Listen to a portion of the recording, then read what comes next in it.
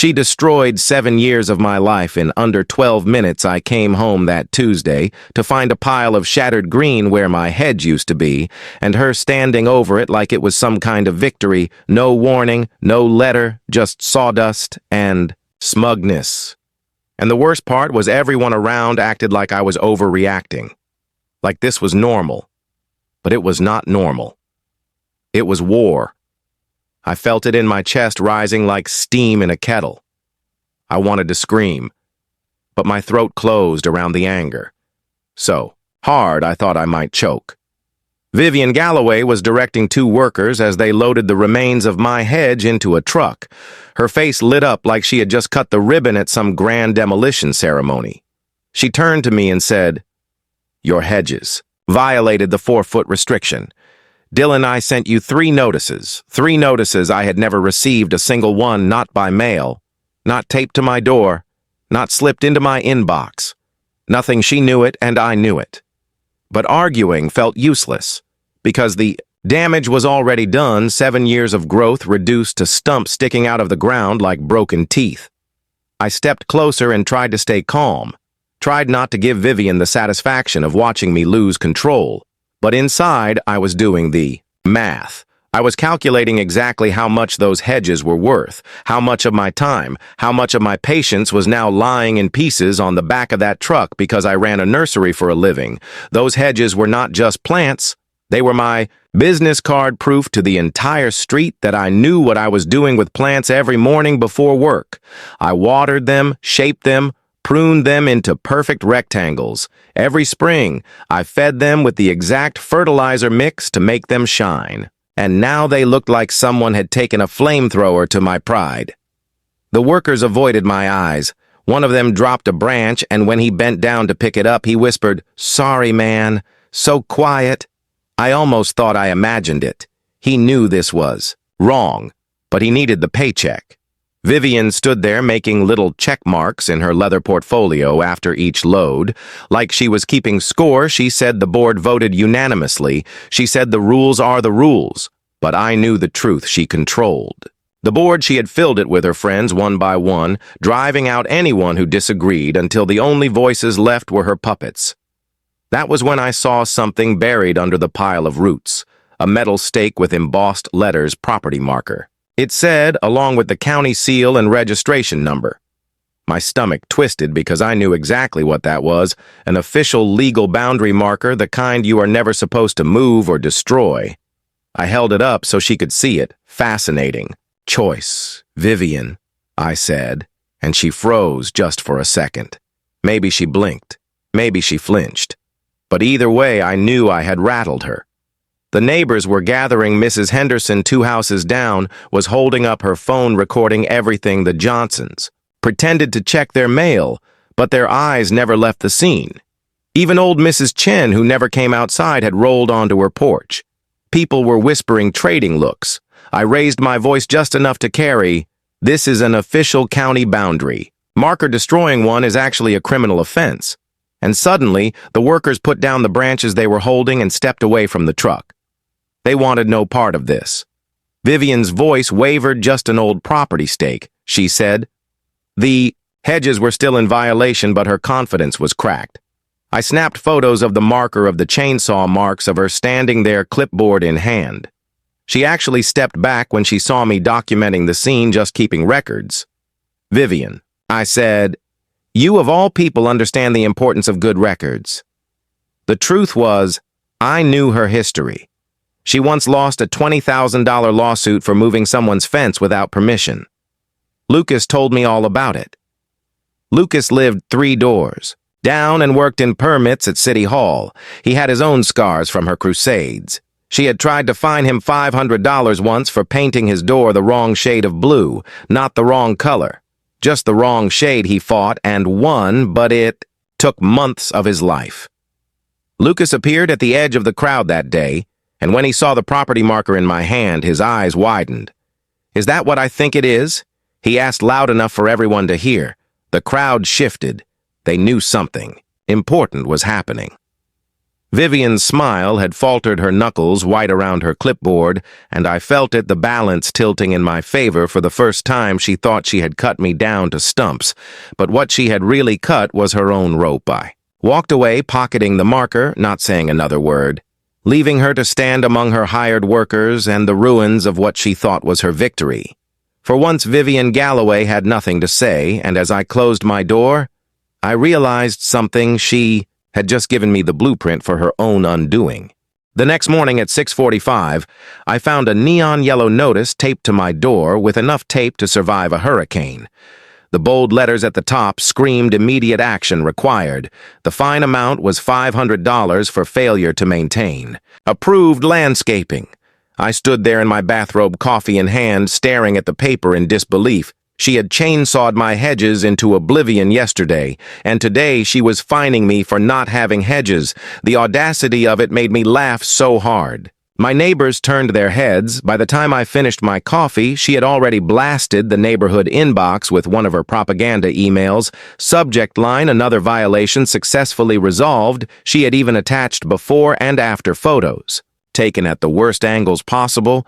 The before photo showing my hedges at their tallest weeks ago, the after photo making my yard look like a wasteland. She had been planning this, carefully documenting every step, like she was building a case for my public execution. The newsletter even carried her smug editorial about residents refusing to comply with standards. I checked my inbox for the 3 notices she claimed to have sent. Nothing, not even in spam. She had fabricated the entire trail. To justify her little power trip, I wondered if she thought I would just roll over, pay the fine, replant something from her pathetic list of 5 approved shrubs, but that was never going to happen. By 9:00, I was at City Hall, where Lucas was. Waiting with a folder under his arm, he opened it with a smile that carried both pity and triumph. I did some digging, he said, and inside were court documents from 5 years ago. Vivian had been sued for moving a neighbor's fence. The judge had called her actions unconscionable and fined her $20,000. She had cried in the courtroom, but it did not save her reputation. Lucas also had receipts from Green Dreams Landscaping showing $15,000 worth of premium yard work billed to the HOA as community maintenance every 2 weeks for 18 months. Deliberate theft hiding in plain sight. He leaned closer, lowering his voice. My cousin works for Green Dreams. She told me it was always weird.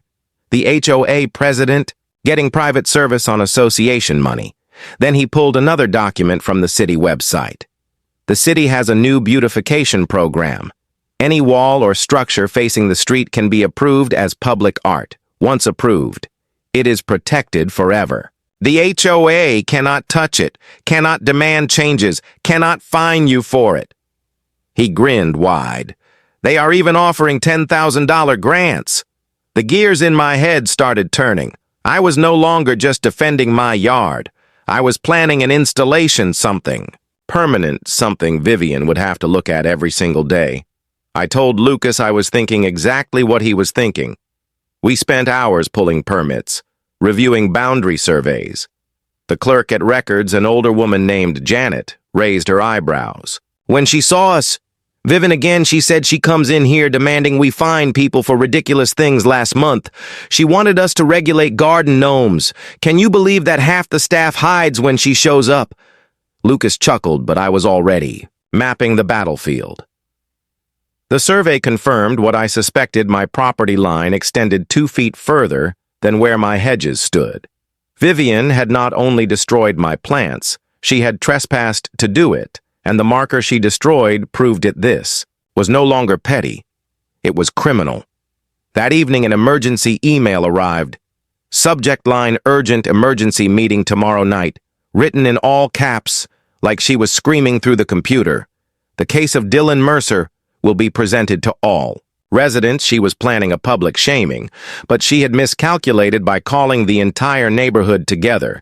She had also given me a stage, Lucas, and I stayed up past midnight building our counterattack documents, slides, testimony. We had receipts, photos, bylaws. We had everything she wanted. A show trial, she was going to get one, but not the way she expected. The next evening, the community center was packed. Vivian had set up a projector and arranged chairs in perfect rows, probably measured. The distance between each one, she tapped the microphone 3 times and began her performance dripping with false concern. She called my yard a degradation of community standards. She showed doctored photos, edited charts, fabricated notices even, a graph comparing acceptable hedge height to mine. She had prepared this like it was her masterpiece. She clicked through slides, each one meant to hammer me into the ground, but when she paused for breath, I stood slowly and asked calmly, "Could you show us proof of delivery for those notices? Certified mail receipts?" Perhaps she froze, clicked the wrong slide, tried to recover.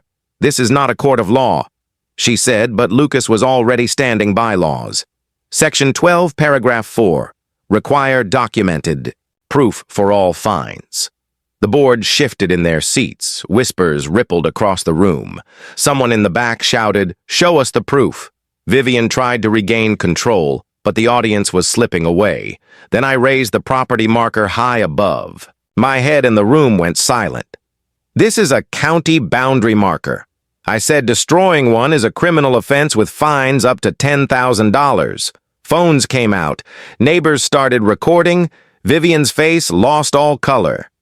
Lucas stepped forward. With his folder, "Let us also discuss the $15,000 in HOA funds you used for personal landscaping."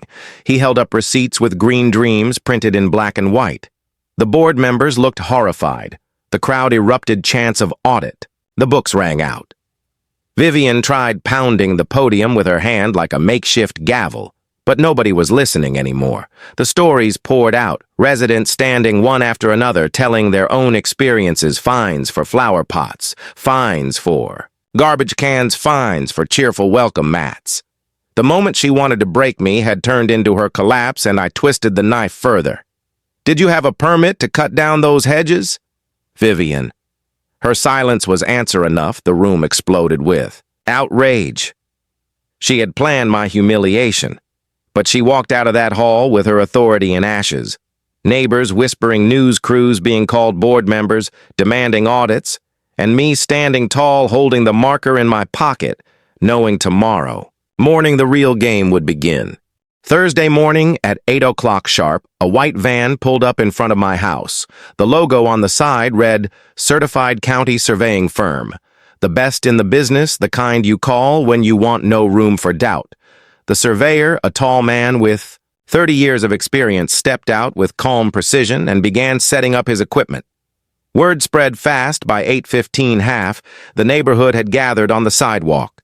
Vivian stood there with her arms crossed, eyes sharp as knives, convinced. She could somehow intimidate him, but the man barely looked at her. He planted his tripods, marked the ground, checked angles, adjusted lenses. He moved like a surgeon cutting away lies. Every reading confirmed the same truth. And when he called me over, he made sure to raise his voice enough for everyone to hear. "Mr. Mercer, your destroyed hedge was entirely on your property. In fact, your property line extends 2.3 feet beyond where the hedge once stood. I felt the air shift around us." Neighbors gasped. Lucas mouthed one word, "Checkmate." The surveyor held up the mangled property stake and continued, "This is an official county marker installed in 1984 under state law. Destruction of a marker like this carries criminal penalties, fines up to $10,000, possibly jail time." Vivian made a sound somewhere between a cough and a choke. Mrs. Chen gasped loud enough to echo across the street. The crowd leaned in closer, as though watching a live courtroom drama. Then came the blow nobody expected.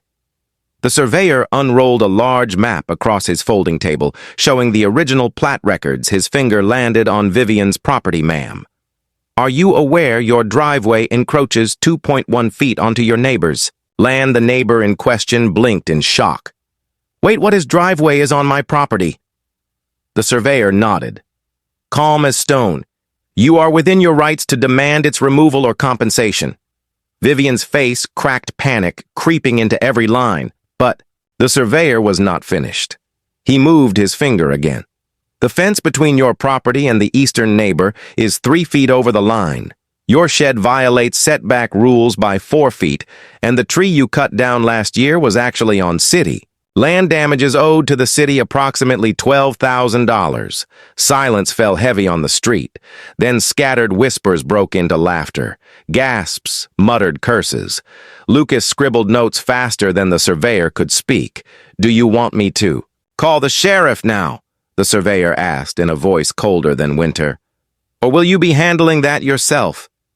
Vivian stepped back, her arms falling limp at her sides. She looked small, smaller than I had ever seen her. The crowd had grown into an audience, some in lawn chairs sipping coffee, others filming the whole event. The mailman even stopped mid-route leaning on his truck to watch. The surveyor turned back to me. "Mr. Mercer, you have clear grounds for both criminal and civil action replacement value. For 7-year hedges of that size would be around $15,000, add the destroyed marker, and you are looking at substantial damages." He packed up his equipment with methodical calm before adding one final note. "I will file this full report. With the county within 48 hours, it will be public record and admissible in court." When he drove away, leaving dust in his wake, the crowd lingered, whispering, snapping photos. Vivian stood frozen phone in hand, not knowing who to call her power, evaporating faster than morning fog. I slipped back inside my house and opened my laptop to file a permit application for a 6-foot cinder block wall. Reason for structure property, boundary protection, and neighborhood beautification through public. Art Lucas had been right. The city program made it perfect. Once the art was installed, the wall would be untouchable, legally protected, a monument. She would be forced to see every single day. She had thought she could bury me with her rules, but she forgot I could build. The blocks were scheduled to arrive early next week. I spent the weekend preparing every measurement precise, every form checked twice. Vivian, meanwhile, unleashed a storm of calls to City Hall, desperate to stop me, the clerk told. Me later, she rang 4 times on Friday alone, ranting about neighborhood character. The inspector finally agreed to review the plans, just to silence her harassment. Monday morning, the inspector pulled up, clipboard in hand, professional and tired from too many battles like this. Vivian was already pacing the sidewalk in her power suit, waving her thick folder of HOA rules before he could even step out. She shrieked, "This wall will ruin property values. It violates our standards." The inspector barely looked at her. He reviewed my plans, foundation reinforced setback, proper 6 feet cinder block, everything in order.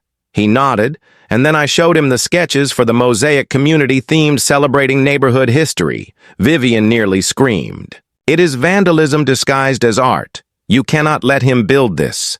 But the inspector cut her down with one sentence. "City ordinances supersede HOA regulations in the case of public art. Once approved, the HOA has no authority to touch it." Her face turned. Pale, her lips parted, but no words came. The inspector signed the papers. Right there, handed me the stamped permit, told me to display it clearly at the site. He even warned Vivian multiple complaints had been filed against the HOA for overreaching. Investigation might be coming her way. He left her standing with her useless folder while I stood with my approved permit. That night, she blasted another email, all caps again, demanding a special assessment $5,000 per household to fund legal action against my wall.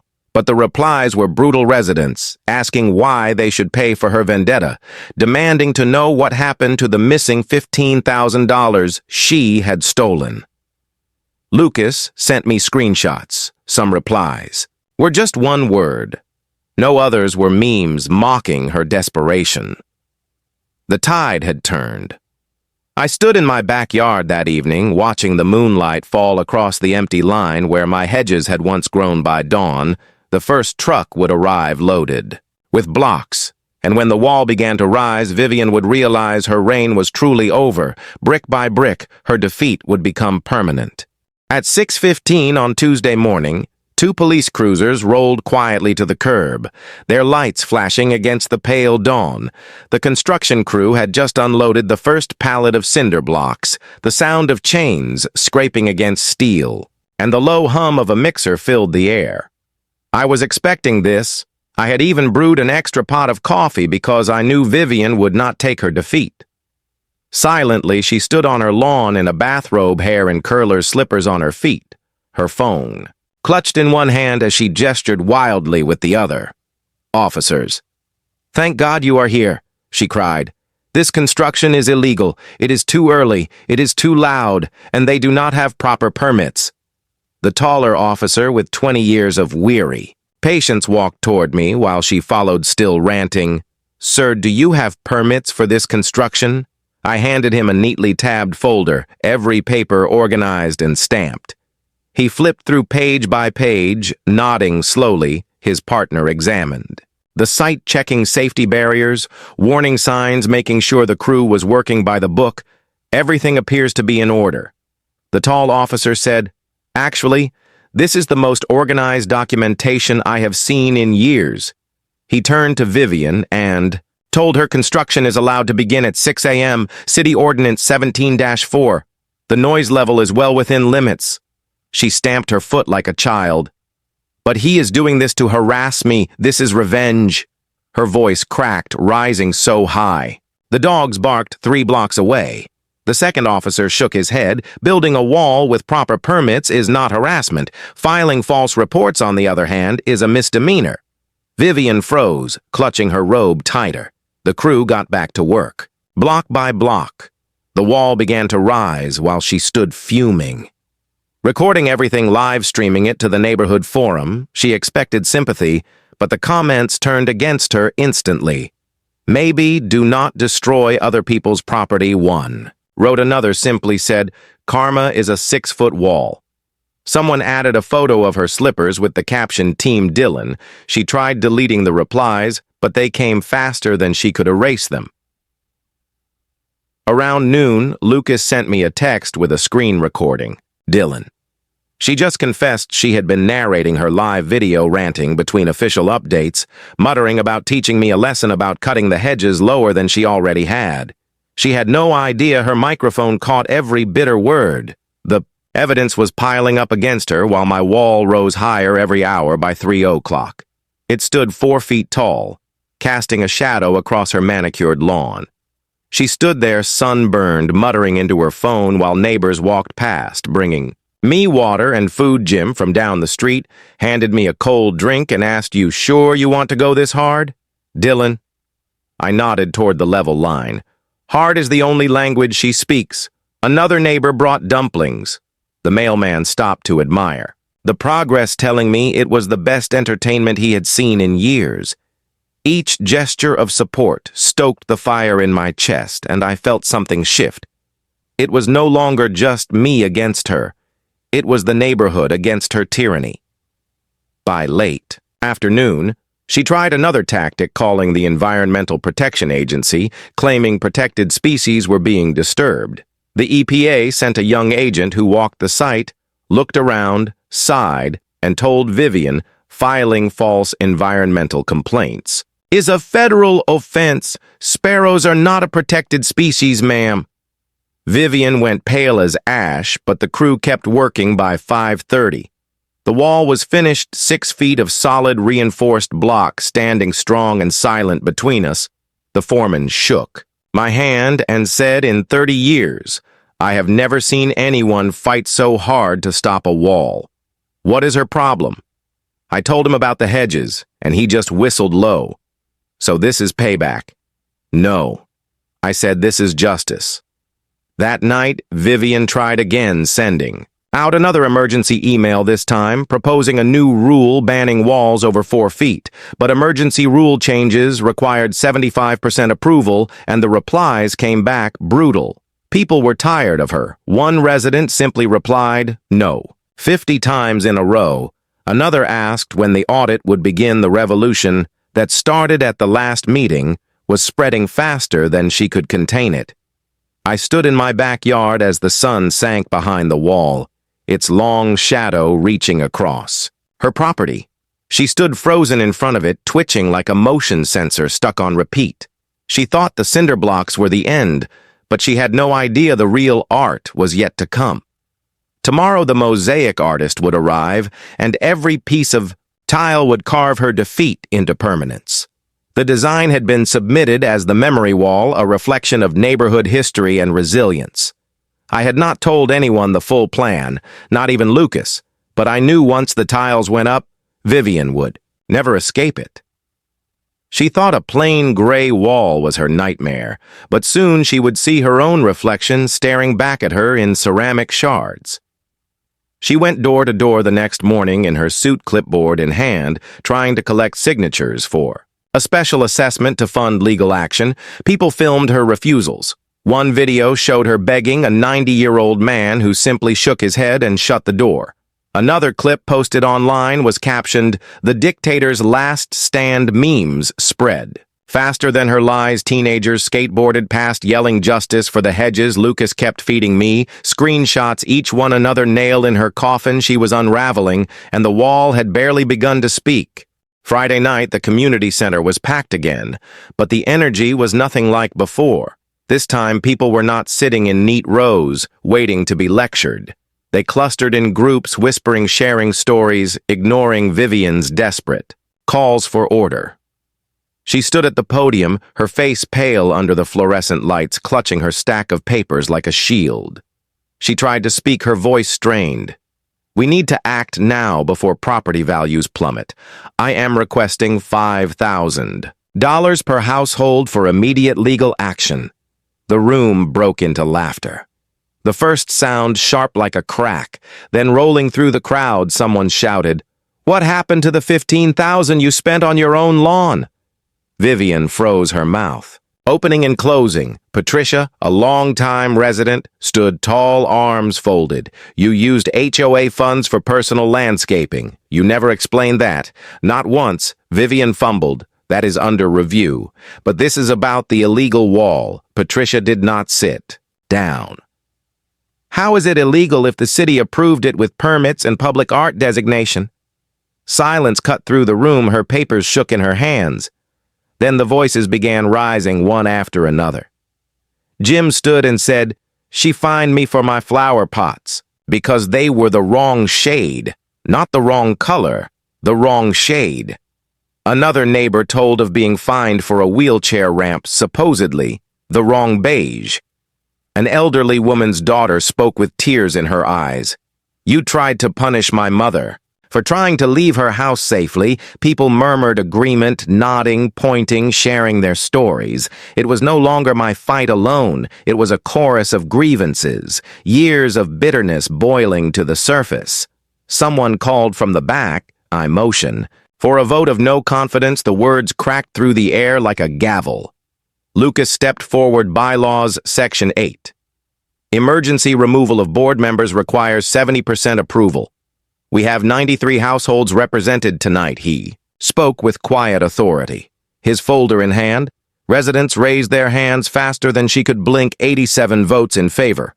Only 3 opposed: Vivian and her 2 allies. Her reign shattered in front of everyone. The applause thundered walls, shaking as neighbors clapped, cheered, hugged one another. Motion passed. Lucas announced. Vivian's face turned white. She tried to protest, but the voices drowned her. Another motion for a forensic audit of the last 5 years. Another for suspension. Of all fines, another for temporary board elections. Each one passed with overwhelming support. Vivian's voice cracked as she begged for order. But nobody listened. She gathered her papers, trembling, and rushed out, sobbing into the hallway. The sound echoed like a final curtain call. The following morning, the neighborhood gathered in front of my house. The wall now stood tall, gray, solid, waiting under a tarp for its transformation. The mosaic artist had worked tirelessly for a week, piecing together ceramic shards from old signs, broken tiles, garden ornaments, every fragment carrying memory, every color carrying weight.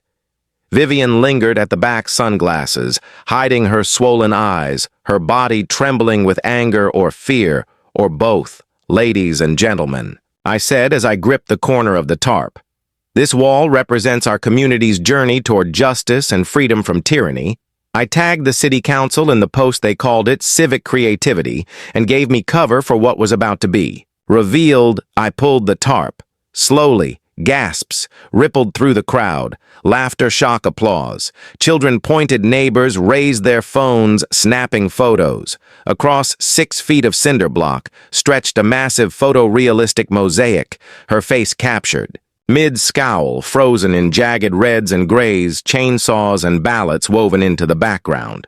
Every tile a shard of her arrogance, every detail perfect, even the cruel glint in her eye as she destroyed the hedges at the bottom, words spelled out in ceramic letters: power corrupts, but art endures 2024. The sound that left Vivian's throat was part scream, part sob, primal and broken. She clutched her bag, stumbling backward as neighbors laughed, whispered, filmed, posted within minutes. Hashtags spread online, HOA Karen Wall, justice in tiles, memes multiplied, local reporters arrived, microphones ready. The City Arts Committee representative stepped forward, declaring it magnificent, qualifying it for a $10,000 grant legally. Protected public art forever. Vivian's body shook, her lips trembling. This is harassment, this is defamation. I will sue everyone, but nobody listened. The applause drowned her cries. That afternoon, the wall went viral, photos shared thousands of times. By evening, national outlets picked it up. Revenge architecture. One article called it justifiable pettiness. Another critics praised it as narrative justice rendered in ceramic and spite. Vivian walked home, dragging her feet like someone heading to an execution. The next morning, a for sale sign appeared in her yard. The neighborhood whispered. But we all knew nobody would want that house, not with the mosaic glaring down at them every day. 3 weeks later, the forensic audit results arrived. Worse than anyone expected, she had not just stolen $15,000, she had siphoned over $43,000 in total. Fake conferences, vacations, personal landscaping, hired workers to harass residents.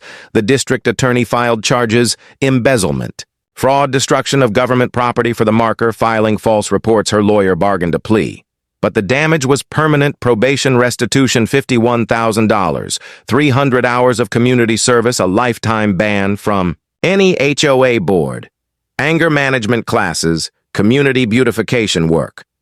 Meanwhile, the wall became legend. Food trucks parked nearby, families came from other towns to take selfies. Benches were installed, a plaque explaining the story, calling it a monument to property rights and artistic expression. News crews visited, art critics wrote essays, social media exploded. Her house lingered on the market unsold, price dropping, until an investment company finally bought it $50,000 below value marketing. It proudly is next to the famous HOA Karen Wall. For the first time in years, the neighborhood breathed free.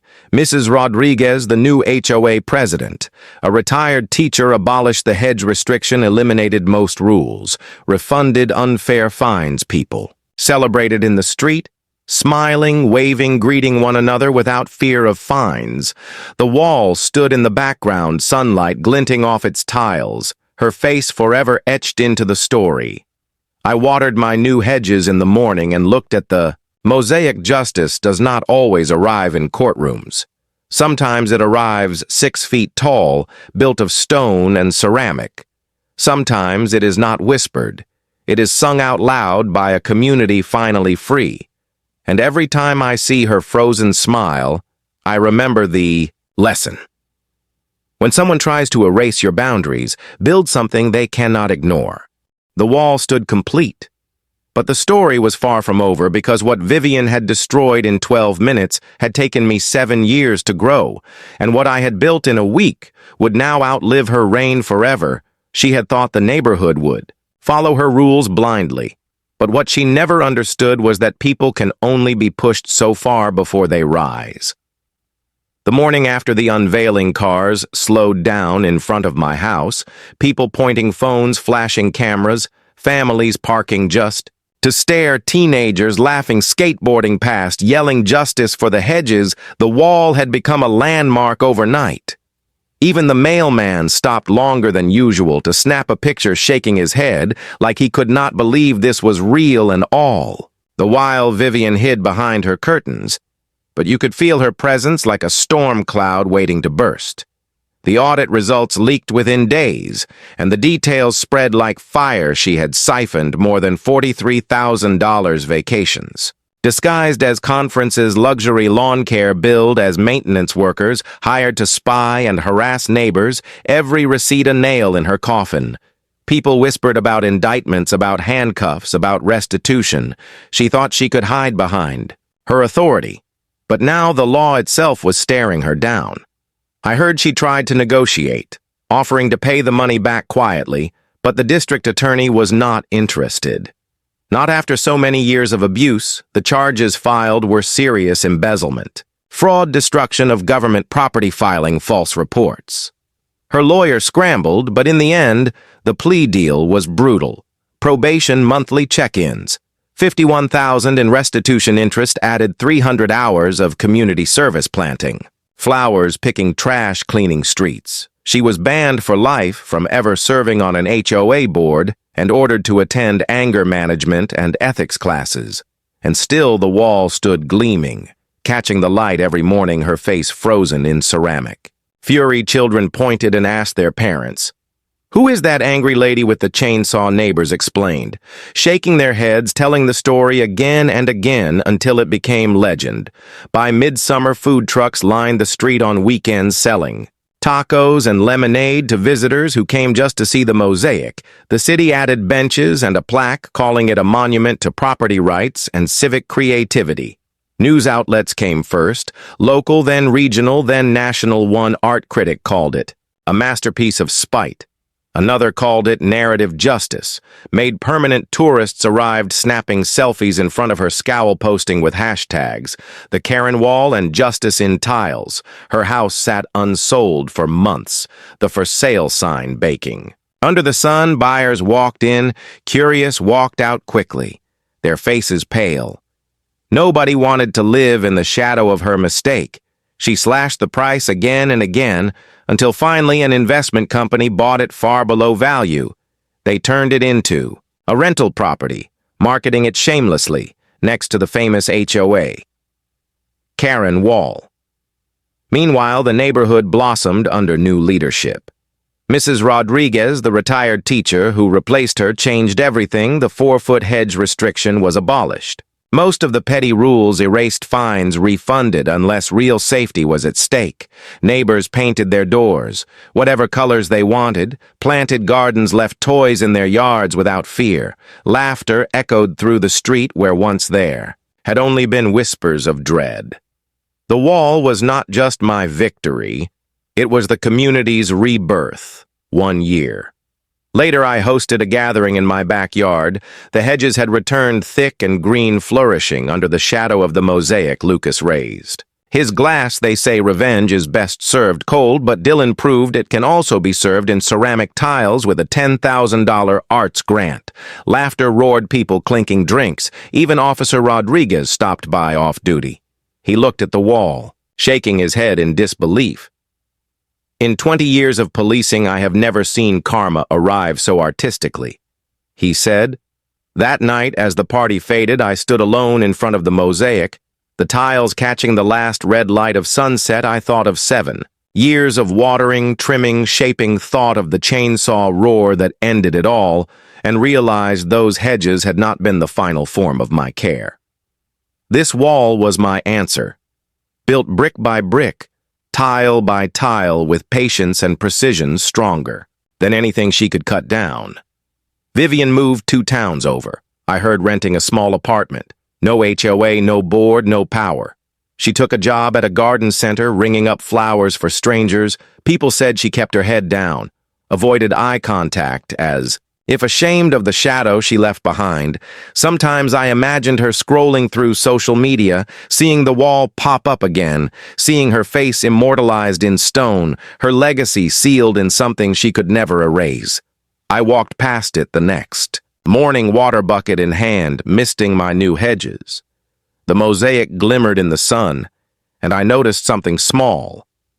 One tile at the base left intentionally unplaced, a blank space, like a final whisper unfinished on purpose. I smiled because I knew she would wonder forever whether that missing tile was meant for her. Justice does not always arrive in courts or offices. Sometimes it arrives 6 feet tall, painted in ceramic, visible to everyone who dares to look. When people try to erase your boundaries, build something they cannot ignore, something they cannot escape, something permanent. The seasons changed, but the wall did not. It stood like a fortress on the edge of my yard, weathered by sun and rain, but unshaken the mosaic still gleamed, every shard of glass catching light like a mirror of memory.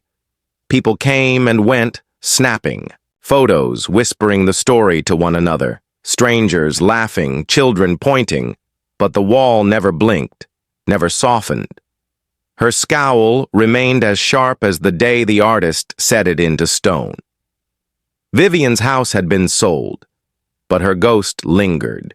In every story told across the street, every time a neighbor rolled their trash cans out without fear, every time a child left a bike on the lawn without a warning notice, people would point back to the wall and remind themselves never again.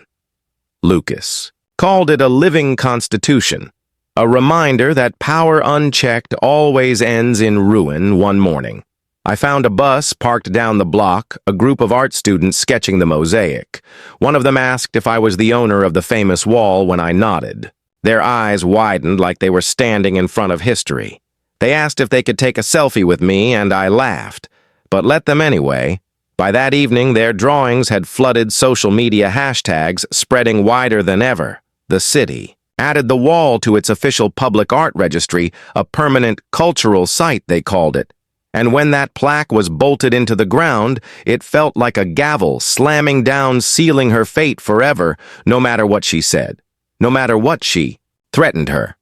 Likeness had become public domain, owned not by her, but by the city, by the people, by everyone who looked upon it and understood what happens when cruelty collides with community. News crews returned months later, cameras rolling as they interviewed neighbors. Everyone had a story to tell: Jim about the flower pots, Patricia about the stolen funds, Mrs. Chen about her ramp, Lucas about his painted door. Each story layering into the narrative until Vivian's reign sounded less like leadership and more like tyranny. Local anchors shook their heads, muttering, "How did this go on so long?" But the answer stood right there, 6 feet tall in stone and glass. It went on because nobody fought back until someone finally did. I walked the sidewalk that evening, hearing their voices echoing through the empty street. Her shadow was gone, but the lesson remained, and I realized the wall had become more than protection. It had become memory itself. Every time I looked at it, I saw not just her mistakes, but the strength of a neighborhood, choosing to rise together, choosing to fight, choosing to say no more. But not everyone was laughing. Vivian herself lived under the weight of her own collapse. Word spread. She was struggling working. Long shifts at the garden center, head down, shoulders bent. Neighbors from my town would wander in just to see her face in real life. And they said she never smiled, never looked up. Some said she had aged 10 years in just one. The power stripped. Away the lies, exposed the money gone. And all she had left was a job ringing up seedlings for strangers. Lucas told me once he passed her in the parking lot and she pretended not to know him, but he could see it in her eyes, the flicker of recognition, the shame of memory. Her empire reduced to dust. Her face burned into the wall she could never escape. He told me she looked smaller than he remembered, like a shadow of a person who once thought she owned an entire neighborhood. But while she faded, the wall grew more alive. The city scheduled community events around it. Food truck festivals, art tours, photo scavenger hunts. People came from 3 counties just to take a picture in front of it. Some even brought ceramic tiles of their own laying, them at the base like offerings to justice. I kept the unfinished gap at the bottom intact, the single missing tile that whispered a question that would never be answered. One night, I stood in the cool dark, watering my hedges, the glow of streetlights, casting long shadows across the mosaic, and I thought about how easily she could have left me alone, how 7 years of care and patience had been shredded for nothing but spite. I thought of her smug smile that morning, the chainsaw screaming through wood and leaves, And I wondered if she ever lay awake, replaying that moment, wishing she had turned around and walked away. Because in that single act, she did not just cut down hedges, she planted the seeds of her own downfall. The wall was no longer just mine. It belonged to everyone now. It was a mirror, a warning, a monument. Neighbors gathered around it, laughing, children playing beside it, strangers photographing it. But I stood in silence, looking at her frozen scowl, and I knew the truth when. People try to erase you. You cannot just replant. Sometimes you must rebuild stronger, harder, permanent. The sound of laughter floated down the street that night, a reminder that fear had once ruled here and now. It was gone, replaced with something. Heavier but better freedom carried on ceramic tiles one story at a time. A year had passed since the chainsaws roared through my hedges, but the memory never dulled. The stumps were long gone, replaced by new rows of green thriving under the shadow of the wall. But what stood there now was more than hedges, more than stone. It was history etched into the neighborhood like roots too deep to ever be cut again. The wall had become a pilgrimage site. Buses pulled up on weekends, families spilled out cameras, flashing food trucks lined the block, children tugged at their parents' sleeves, asking, "Who is that lady?" And parents told them the story, sometimes softly, sometimes with laughter, sometimes with bitterness, depending on how much they had suffered under her rule. But always, they pointed at the mosaic. Always, they whispered, her name like a cautionary tale. I never bragged about it, never needed to.